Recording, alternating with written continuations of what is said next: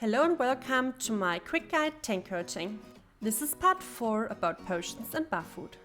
Since this is only the quick guide version, I will have with you only a quick, not so deep, not so detailed look into the things, and I will also tell you what you need to start right away. Alright, let's talk about our potions we need when we are in fight. You see my potions down left here. We start with the health potion. The health potion gives you 2400 health plus 7% of your max health. This is another good reason to run as much health as you can.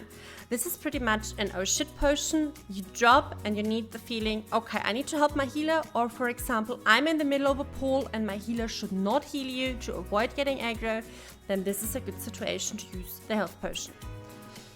Okay, regeneration potion. It gives us 240 health plus 0.7% of our maximum health and also mana over 10 seconds. This one you want to use if you are about to start a pull, because if you start a pull, your healer should not heal you, otherwise the healer will grab aggro, and this is just something you really want to avoid. And or you are in a pull or in a fight, which is just taking a little bit longer and you just want to help your healer. This is a good situation also to use regeneration potion. Okay, let's talk about the mana potion. Obviously, the mana potion gives us mana, and this we don't need as a tank.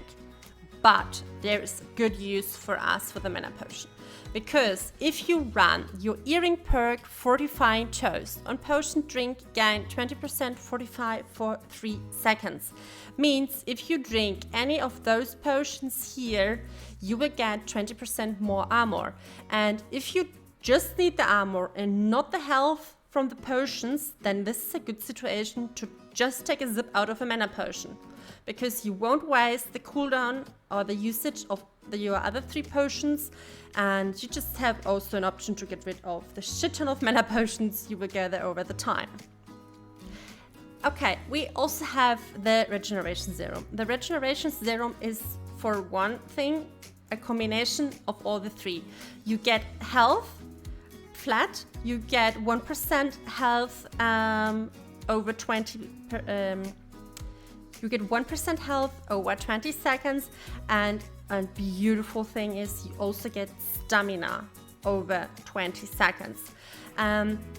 This is a good thing if you start a pull also, but I need to point out this one is expensive. You need 3 of those each to craft one of those, and this one has 60 seconds cooldown. The regeneration one only has 25 seconds cooldown. And another thing is, those 2 potions have the label of a regeneration potion. This means they share the cooldown with each other. So you use the regeneration potion, this will automatically apply the 25 seconds cooldown to the serum as well, and the other way around. But here you get 60 seconds cooldown on your regeneration potion, which usually only has 25 seconds. So, like I said, for the very standard situations, just stick to those 2. If you have the Fortifying Toast one, you can also run the mana potion. If you play, for example, Mutation M3, then Regeneration Serum is something which comes in interest, actually. Okay. But there are more. We have also the Gemstone Dust and the Oak Flesh Balm. They both are kind of the same, but Gemstone Dust works for elemental damage and Oak Flesh Balm works for physical damage. Both increase the absorption for 35% for 20 seconds or until you get hit 15 times. The Gemstone Dust you probably want to use in Savage Divide, or for example if you fight in Dynasty, the end boss. There's a lot of elemental damage ongoing, and you can just use this to decrease the damage you receive. The Oak Flesh Balm, good if you, for example, do a pull in M3 and you have archers, because archers deal a shit ton of damage. So you can just survive their attacks for the beginning. until you have your healer back healing you. What you need to know is you always want to run with health potion and regeneration potion.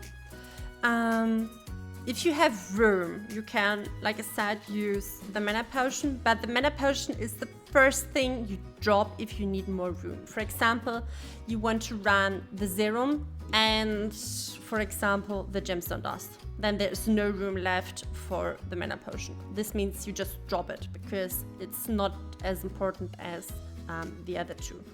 But this is personal preference, so just check out what you need, what you want to use, where you have probably problems if you do a pull or fighting a boss, and then the potions and the gemstone dust or the oak flesh balm can really help you here.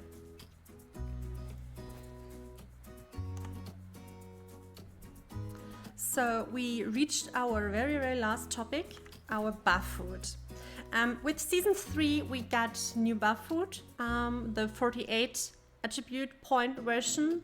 It really does not matter which one of those you use as long as you match the attribute points I talked with you about in the very beginning. It also depends obviously on your magnify, which buffs your highest attribute, so the buff food can be useful to force the magnify into another direction. Another buff food we want to use is the Desert Sunrise. It reduces the duration of damage over time effects by almost 20% for 40 seconds. This is a beautiful one. Then we go for a defense buff. This is the infused word potion. You should make sure that the word potion you consume will always match the enemy type you're fighting. This one is for Angry Earth, so they will deal 10% less damage for 40 minutes. There is an coaching as well for Angry Earth and any other type as well, and this is a damage buff versus Angry Earth, so this is also one you want to use. Then there is a general damage buff. This is the powerful Honing Stone, increases weapon damage by 7% for 40 minutes. So those are the buffs you always want to have on you. Those things are actually very important and should not be ignored.